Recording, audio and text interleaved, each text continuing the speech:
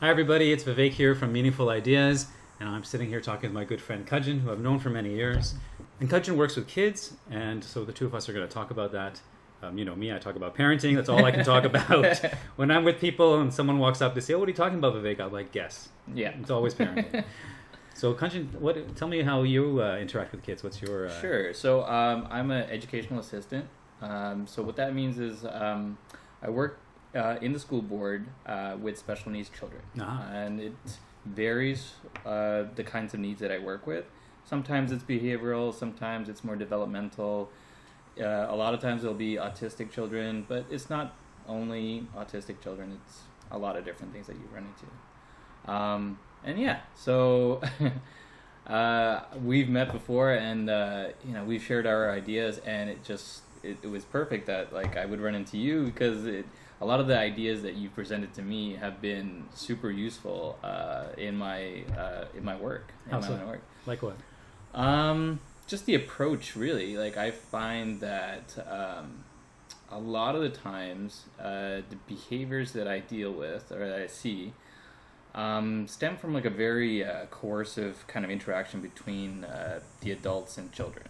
So if I can go and approach these children in a more sensitive approach, almost immediately they feel, okay, there's something different about this person. They notice it. Yeah. It's amazing how quickly it can happen. Yeah. And it just affords the space to really work more in depth on some of the issues that they're facing. And yeah, I found it to be immensely helpful. Yeah, that's great. Yeah, because I think when you approach them more like person to person, rather than your authority figure that has to fix the problem, then they're more open to you. Absolutely. Yeah, and that openness is like, because when kids aren't open, what happens a lot of time is they can't even look at themselves. You know, they're too busy trying to protect themselves from the coercion that they experience, and it hurts. It hurts when someone's trying to control us, when someone tells us that we're wrong. It hurts, right? Yeah. And so we have to like protect that. And it seems something like you go in with a different message, and it allows them to like absolutely to like relax into that. Like imagine trying to do surgery on someone that's not anesthetized or can't say the right word. Right. Without local anesthetic. Just imagine the resistance you would get. You'd have to hold the person down, you'd get 5 people, and then maybe you could do it, and then there's still a giant risk. Right. And I sort of feel like that as well. Wow, that's a great analogy. Yeah, if they're in that much pain, and especially because of your approach, like how can you like realistically expect to get anywhere with that? Right. It's that much easier is if they're receptive to your support, and then all of a sudden just a little bit of support or advice will go that much longer, that much further. Right, for sure. Yeah, I feel like in myself, when I think of myself as a child, I was a child once. And I remember, we were talking about this earlier, I remember when I would look at adults, it was almost like adults were like another species from me. They had all this power, and they always thought they were right, and they always thought they knew how things were supposed to go, and anything that I did that wasn't in alignment with that, I was wrong. You know, and I can still feel that in my body, even now. Yeah. You know, I think that feeling is largely what has kind of informed a lot of the parenting work that I do, and a lot of the way I interact with kids. I don't want them to feel that. I don't want them to feel like I know better, even if sometimes I do, because sometimes we do. But just as often as we do, they do. That's the thing that most adults miss. The hypocrisy really has like a negative effect. Like if there's any sense that this person is telling me to do something but is doing something completely opposite to that, like you're just not going to have any respect, or it's just not going to work. Right.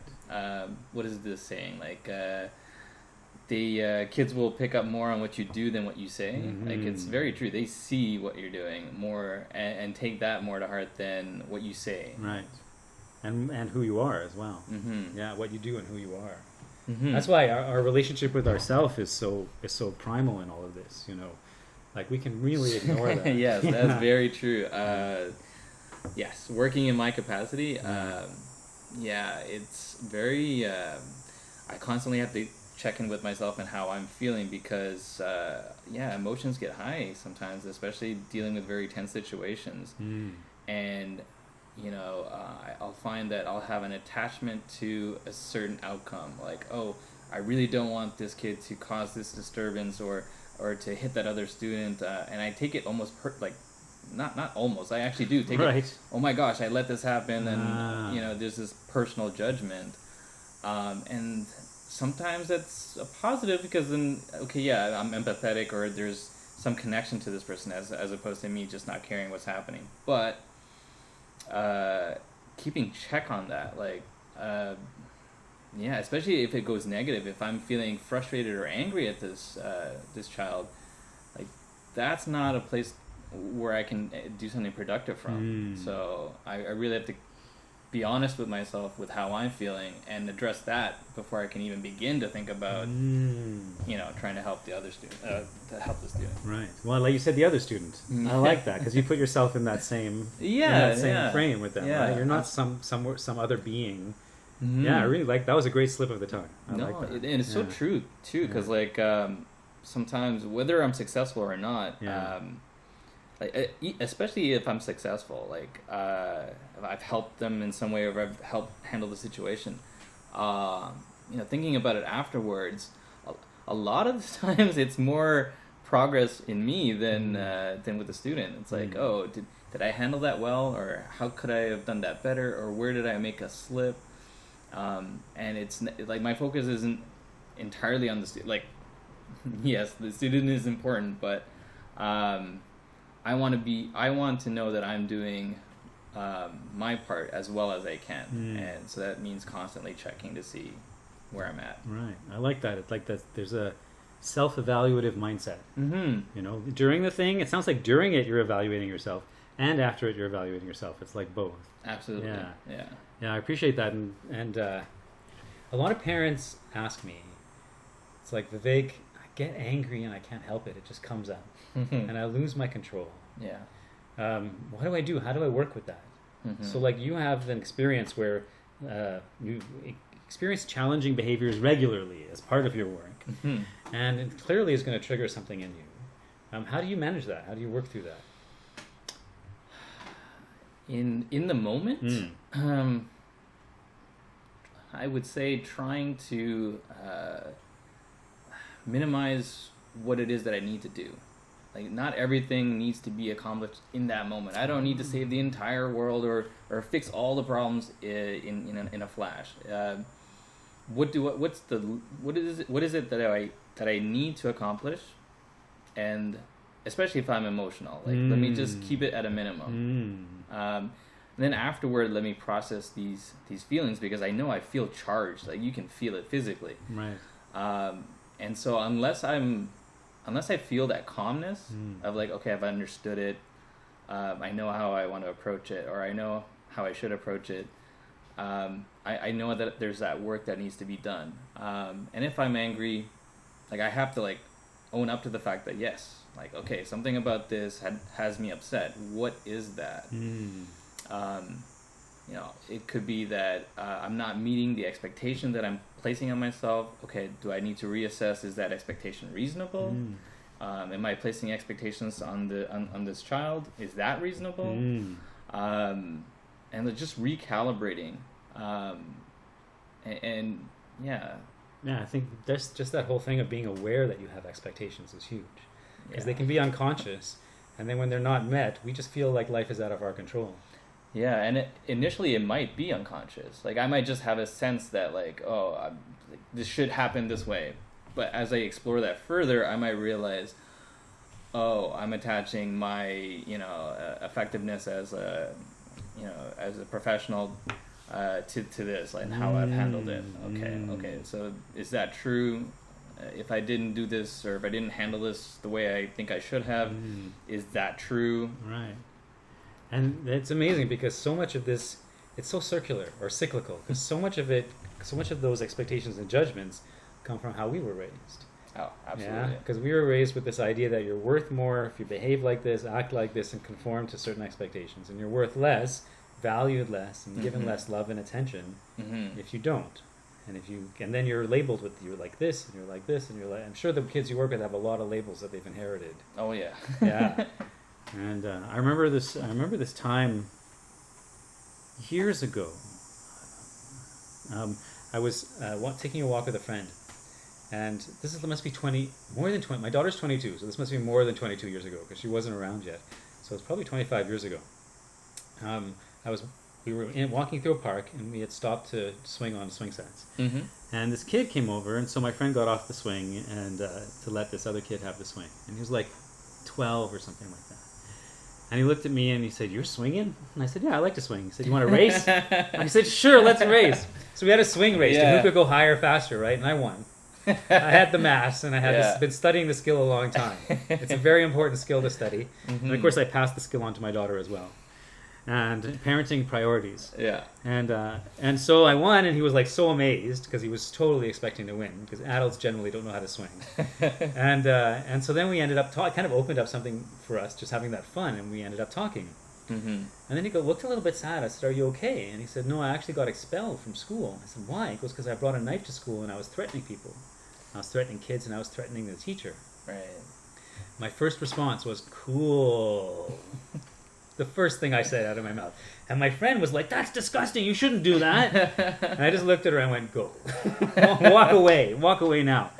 Which at least she had the good sense to do. Yeah. And I said, "No, really, that's really interesting that you did that. Tell me why. Like, what happened?" Yeah. And he said, "Well, I was really upset, and I got this knife, and we found it, and I don't remember the story, it's 25 years ago, and I went into school, and I was threatening the teacher. I was so angry." Mm-hmm.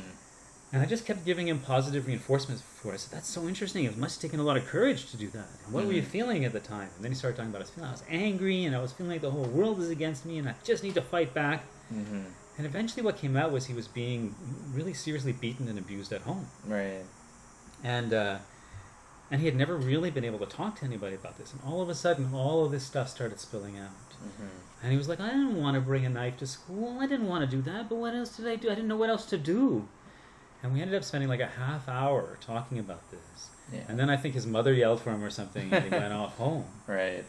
I often think about that kid. It was just a few days ago that I drove by that very swing set. Right. I was actually thinking that I would go to that swing set. What are the odds if you were to like, And because it's not far from here. Mm-hmm. It's where I grew up. And I often think, I wonder, like, just in one experience with a kid like that who was related to completely differently probably from every other adult in their lives. Who really saw him, who didn't criticize. I wonder how that affected him. I hope that he carried that with him and it made some change for him, Yeah. Yeah, but getting to work with people who see you like that and can open space like that all the time. Yeah. It would be so transformative. Yeah. No, it's a shame that that a lot of these kids are really facing these challenges by themselves and like with very little to no support. Like the emphasis seems more to be on you need to conform to these standards, and it doesn't matter how you're feeling or whatever. Like you need to put that aside and you need to do what we're asking. Yeah. And it's just not healthy. And even if they were to conform, like it's just going to manifest differently. It'll just be internalized some way, and then it'll just wait for a different venue to pop out. Yeah, they're just repressing it, and it gets stuck inside. No, so like even some of the well-to-do children who are well-behaved, it's like, they're well-behaved, I guess, on the surface, but like, are they healthy? Are they internalizing things in a healthy way? Are they thinking about themselves and others? I just don't see the same emphasis that we're talking about elsewhere. Yeah. It's a shame, really. Yeah, it really is. Yeah. It would be wonderful if teachers were, a large part of the emphasis of teachers were to have this kind of understanding. Mm-hmm. To be able to relate to kids from this.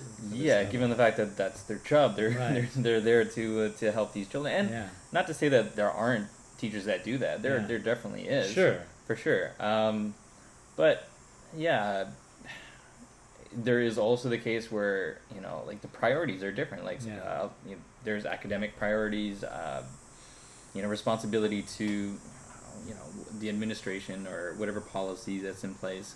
So with all these other things involved, like, how much emphasis is given to the health and the growth of that child. Yeah, exactly. And also the ratio of children to teachers, to guides, to teachers and to guides in the classroom. It's like, it makes it next to impossible to be able to tune into each kid and their deeper, very very difficult. And then they spend 8 hours there, or 6 hours, or 8 hours, or whatever it is in that environment.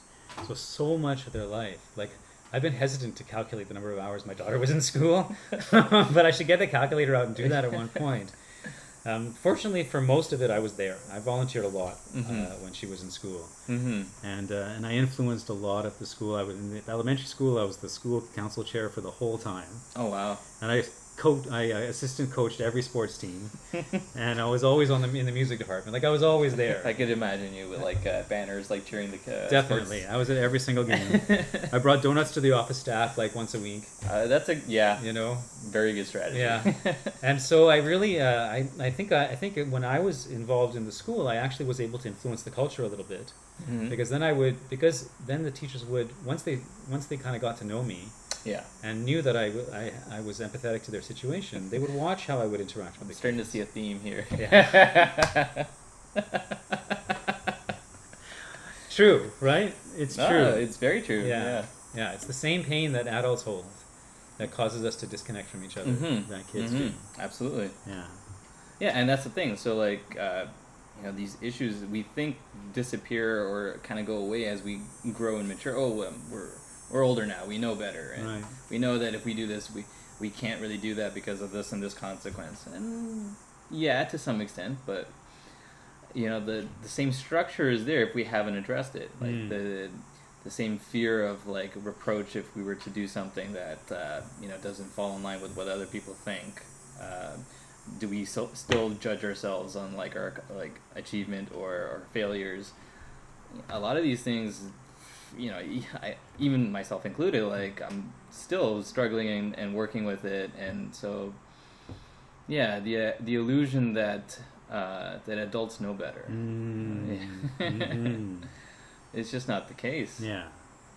And we get mad at children for not knowing how to manage their emotions, but like you'll see the adults dealing with these children and they're like, hold on a sec. I mean, they have only so many years under their belt, and you're supposedly in a better position, and I don't see significantly much difference. Wow. That's really interesting. Right? And, and that means that they're not getting the credit for what they're doing. Like, if and when they do manage it well, are they getting the credit for it? Right. Yeah. And they don't have the models either then.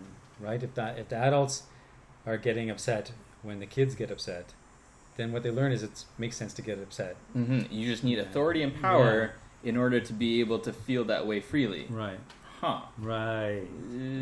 Yeah, that's not a very good lesson. That's so painful. Right. Because even the youngest kid can find some place to get power, to take power. Well, for sure. I think like half the behavior is coming from that. Is just them trying to exercise the whatever leverage that they have. Right? Yeah. Like, oh, if I run away from you and I don't want to sit on the carpet or sit at my desk, like that's me, being able to exercise some freedom here. And it's fun for them, especially the really young ones. Yeah. I can't fault them for not wanting to sit on the carpet for 20 minutes listening to someone droll on about, like, even I don't want to sit through it. I like, no, it's true. I'll have to make a joke here and there to entertain myself, so I'm awake as well. So I don't blame them, and like, okay, so that gives me a different perspective on what I'm seeing. Oh, you needed a break. Right. You should be allowed a break. Right. It should not go on that long. Right. Yeah. Just trying to be fair. Yeah. When I would teach in school, because for a while I was actually teaching as well. You're probably not supposed to let volunteers teach. You would be surprised, actually. Oh, yeah. All right, good. And I at one point I was teaching a weekly advanced math and science class and a weekly remedial math and science class. When I was saying earlier, it more of like an emergency situation where they need someone to fill in. But no, I had like for all of grade 7 and grade 8, I had 2 weekly classes I was teaching.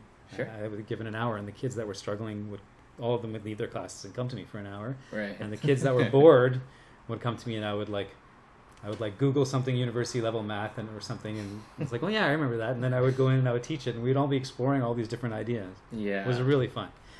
And one thing that I did consistently was when kids would put up their hand to go to the bathroom, I would be like, oh. I would make a big show of it too. I'd be like, oh, please, no. And they'd be like, what is it, Vivek? They called me Mr. Vivek. Yeah. Because they didn't want to, I didn't want them to call me by my last name. They couldn't deprogram calling me first name. So I said, let's meet in the middle. Just call me Mr. Vivek. Yeah. and I would say, listen, you are human beings. You have to pee. You don't have to put up your hand and ask. Who am I to tell you you should or shouldn't pee in this moment? Just go. And what happened was they would be like, yeah, but what if I just run and take off? I said, well, you're going to run and take off whether you put up your hand first or not. I trust you. Go pee. If you have something else to do and you don't want to tell me about it, whatever, do it and come back so I know you're safe. And if you're going to take off, I can't control you anyways, and I don't want to control you. But I'd rather you come back because we're enjoying ourselves and I have a certain responsibility to you, but I can't control you. I never had a problem with these kids. Mm-hmm. This one time I remember this young kid, this was in grade 8. He was what would normally be labeled a troublemaker. Sure. Always in trouble. He spent more time in the office than in the classroom. And yet, not end yet. I'll edit that one out. It's not end yet. Okay, I won't edit it out. It's not end yet. That was my bias. Yeah. And he was in my advanced math and science class. Anyway, so this kid needed to go see a teacher or something like that. And he got up and he stood up and he said, Vivek, I think by the way he was calling me Vivek. Vivek, I have to go. And I said, okay. He said, no, I just want to go in. I said, okay. I didn't let him tell me why because he wanted to make it up. I knew he was probably making a little bit of a story up. And he said, but I want to tell you where I'm going. I said, I don't have to know. I trust you. I said, just go, do what you got to do, and come back. Mm-hmm. He says, but. I said, no, I trust you. Mm-hmm. I said, if you really want to tell me, you can, but I don't need to know it. I trust you. And he just stood there like this. He was like, really for like a full 15 seconds, he just stared at me like he wasn't sure what was happening. Mm-hmm. And then he goes, no one has ever talked to me like that before. I said, well, there you go. And he went off, right? And I remember him telling me at the end of the school year, he said, Vivek, I mean, I'm sure he's fine, but he said, Vivek, what am I going to do without you? I don't have another adult that treats me this way. Yeah. You know? And so I always think of those little, like those moments where I'm so glad I got all that time in school to work with these kids so intensely. And it's not just like I would just drop in. I was there every week, all the time, from JK all the way, from SK all the way up to grade 8. I was there all the time.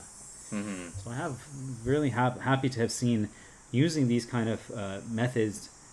It's not really a method. More like a relation, a way of treating people, a relationship. Mm-hmm. I don't like calling it method because it seems too cold. Yeah. It's a relationship with human beings. That's what it is, you know? Absolutely. Yeah, no. It is a relationship, but the question is, I ask myself is like, okay, well, how can I foster that? How can I develop that? Starting from from having zero rapport with this person. So why should this person listen or trust me? Okay.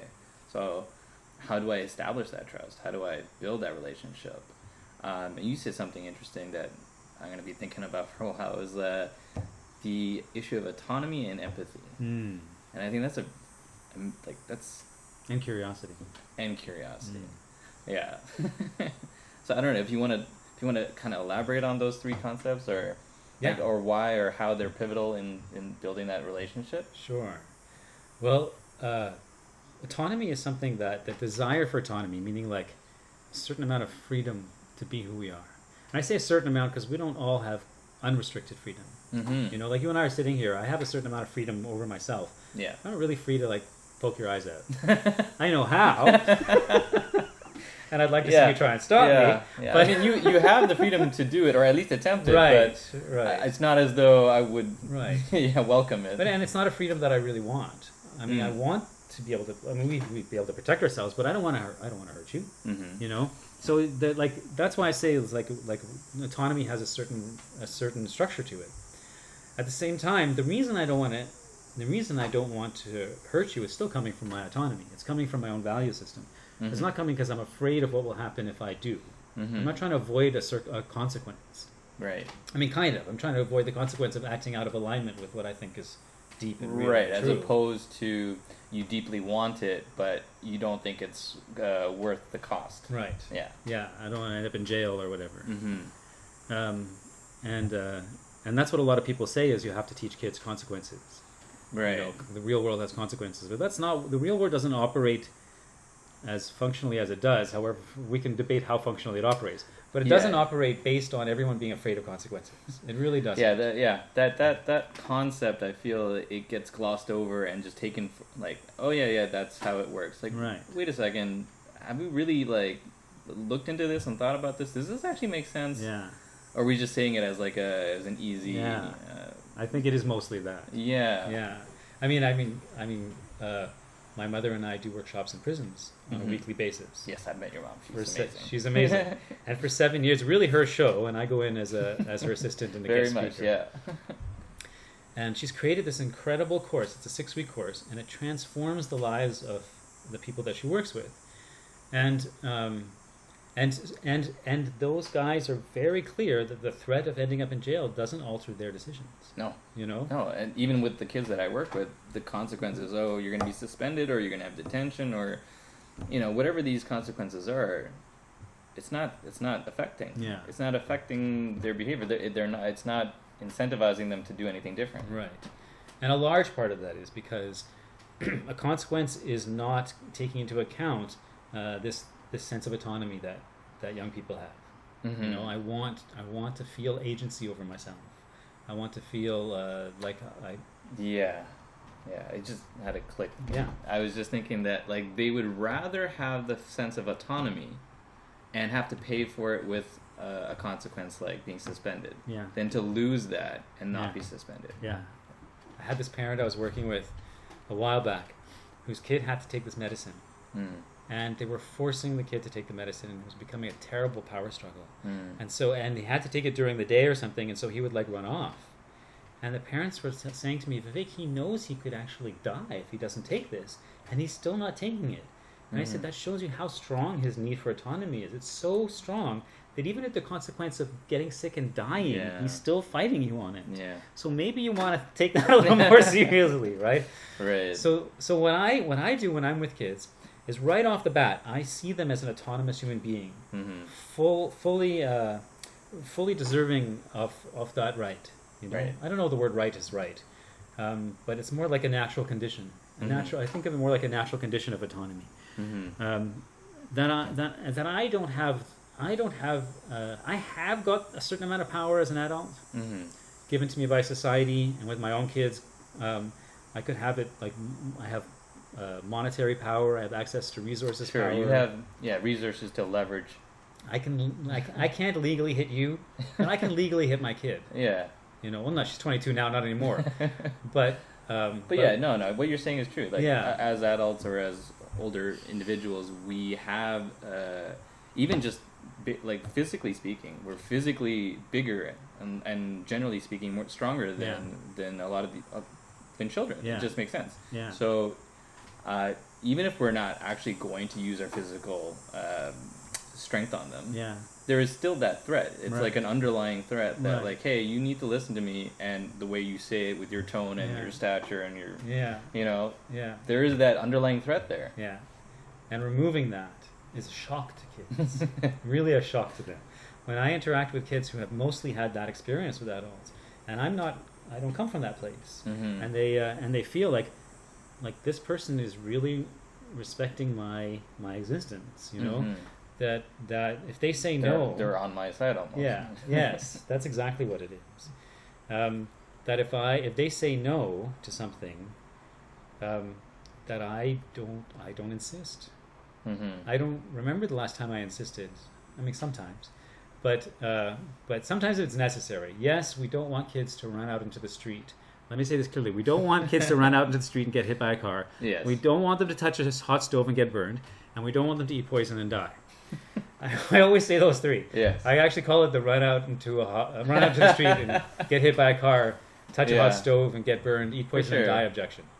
Because but recently I had someone say to me, oh, if you're always supporting kids, Vivek, what if they want to go out and shoot everybody?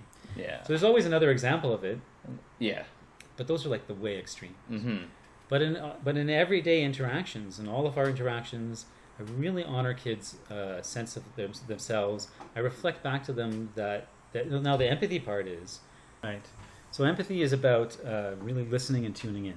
Mm-hmm. You know, like earlier when we were talking, you had a moment where like you had this click, right? Now, if I wasn't tuned into you, I would have not noticed that. Mm-hmm. You know, I'd be like lost in my own thing. But even as I'm talking, part of me is tuned into you, listening to you like energetically, listening to you emotionally, listening to you with all the different, listening to your like how you're holding your body. I'm aware of really all of this. Attuned. Yeah, attuned. Yeah. And so even in the middle of my talking about something, I've noticed that, and I'm able to, and I stopped mid-sentence, and I said, "What?" Right? And when kids, when they feel that attunement, it's they're so positive for them, so good, right? And when they're in pain and they feel that attunement, they feel it too, right? Like I was talking to a parent whose kid cried every time they left the house, and they would say, "Oh, do you want a hug?" And sometimes the kid wouldn't want a hug, right? And it's lovely to offer the hug. It's lovely. But it's not actually tuning into their emotional experience at the time. And this is what empathy is really about. Empathy is really about tuning into the actual lived emotional experience of the time. So the kid is hurting. So my response when a kid is like that, from that attuned place, is to say, "Oh, I see that you're really hurting, that I'm leaving right now. It hurts a lot because you love each other and we're close to each other, and I'm leaving and you won't see me for a few hours, and that's hard. And I'm sorry that you're going through that." It's natural to go through something like that, you know. It's like if we lose something or if we're apart from something that we really care about, it's natural to feel sad, and I feel that way too. Yeah. And after that, you say, would it make you feel better to have a hug from me at this point? Yeah, yeah. At that point, it's a whole different thing. Yeah, no, there's something interesting about that is, like, there's like an elephant in the room, and you're calling it out. And it's not in a way where it's like you're making them feel bad for it. Part of the reason I think that they might be closed off and opposed to expressing how they're actually feeling. I mean, they are expressing it, but the way that you describe the situation, you're able to articulate and express those inner feelings. And, you know, especially for a young person, that might take, that might not be something that they're capable of doing right away. I mean, it takes a bit of courage to acknowledge feelings of insecurity or fear. They're vulnerable. Yeah, it's vulnerable. Yeah. It's very vulnerable, and to expose that is a difficult task. But by you being able to kind of do it for them, or, you know, kind of meet them halfway, it alleviates. It's as if they were saying it, and they're able to offload all those anxieties and have that that cathartic feeling of being able to express it all. And then now, after that's washed away, they can go to like the healing phase where, okay, now I'm ready and receptive for that comfort and support, and I know that you've recognized how I feel, and I recognize that you're on the same page with me. You're not trying to impose something on me, and, like, you know what I mean? Yeah. There's that connection, and now, like, it doesn't have that those negative feelings don't have that same power anymore. And then maybe the next time they would be, you know, possibly more able to do that on their own. Yeah, able and willing. You know. Yeah. Because there's a certain safety that's created. Exactly. They can see it. Yeah. Like you've demonstrated, like, you know, it's that much easier when you let it out and express it, and it doesn't have to be as scary an experience for them. And this is, I think, how kids learn self-regulation. You know, different kids, depending on their situation, depending on what different challenges they're dealing with, will have different capacities for self-regulation. But all kids can learn it to some degree, and to help them maximize their personal best at it, holding a space where we can really experience the emotions and feel them deeply and work all the way through them rather than trying to repress them, that helps them build an inner resilience. One of my sayings is speedy repression is not resilience. Yeah. And a lot of the time adults think that repressing your feelings quickly and getting back to centered is what resilience is. But then it, like you were talking about how it gets stuck inside, right? It gets all repressed. And then it's not healthy. It's not healthy on our bodies and our minds, and it comes out in other places, like you said. Yeah. And there's like I feel like there's almost like a cap on how much of that you can store before something, like until it has to vent in some fashion. You know, you can only get mistreated or frustrated so many times before there needs to be an outburst of some kind. Right. And that's why parents, so often I hear parents say, we were just sitting there and suddenly this tantrum exploded out of nowhere. And I'm saying, it's not out of nowhere, trust me. Yeah. It's like that, the ducks with the feet under the water. It's like on the surface, when you look at a duck and you see it on a pond, on the surface it looks like it's just, floating on the water. Right. But under the surface you see like the feet are pedaling like, a mile a minute, moving it across the pond. Right, yes. So yes, that's great. There's a lot that happens. There's a lot going on, And I know for me sometimes, like, if I've been allowing a lot of tension to build up in myself over time, and then like I'm trying to open a jar and the jar won't open, I'll get so angry. The whole world hates me and my life is garbage and I hate myself, And I want to throw that jar across the room. I like sometimes it's like the disproportionate feelings, Yeah. And sometimes that's not anger. Sometimes it's sadness. Sometimes it's depression. Sometimes it can be all sorts of things. But it's just relating to that. Like sometimes, again, like if I'm dealing with, let's say, a student who has a hard time, like dealing with anger. They're not. When I come in. When I work with them for the first time, and I and I give them an option, and I say like, okay, I can see that you're upset. Like, do you want to go down to the gym? Like, you can shoot some hoops, or if you really want to, you could, wail on the mat or whatever. Just anything. Like, I get it. You have like this pent up emotion. Yeah. You need to get it out in some fashion, and like, can we not find something that you can a way for you to do that, where you don't have to face the negative consequence? And it's like. All of a sudden, it's like, oh my God, there is a way for me to manage this, and all I just needed was just a way to vent. And adults, I like how you tied it back into your own personal experiences, and not just, this is something that we do as well, and so what have we learned to do that works so well? Or if we haven't figured it out, maybe we should figure it out before we try to give them advice on how to do it. So, yeah. Oh. There's just so much to it. There really is. Yeah. Well, we'll have to have another one of these conversations soon. Yeah. I feel like on a regular basis, if anything, I think it would be nice just to see, like, we've talked about autonomy. I think that's autonomy and empathy. I think are my biggest takeaways. That and curiosity, but the autonomy thing was a big one for me. Although I understood it immediately as you said it, was like, oh yeah, that's a no-brainer. Of course they would want autonomy. They're always fighting for autonomy. But it just didn't occur to me how my approach was neglecting that, and how big a part that it needs to be in my approach. So I'm curious to see how it will play out as I put it into practice. Yeah, for sure. And one of the best things is to really practice on small moments, like we were talking about, right? Don't wait for the explosion to start practicing autonomy. Practice on little moments, like how, when something about a pencil or something about a sandwich or whatever, a small thing. For sure. One leaning back in the chair. I don't know how many times I got told not to lean back in the chair when I was young. There's so many like little moments that kids are like, when kids get, and so one thing I do is I call it modeling out loud. So modeling is like, if I was going to respect their autonomy with the chair, I might just not say anything. But if I'm going to model it out loud, I would say, so if it's against the rules, for example, I would say it's against the rules, but I think you should sit how you want to sit.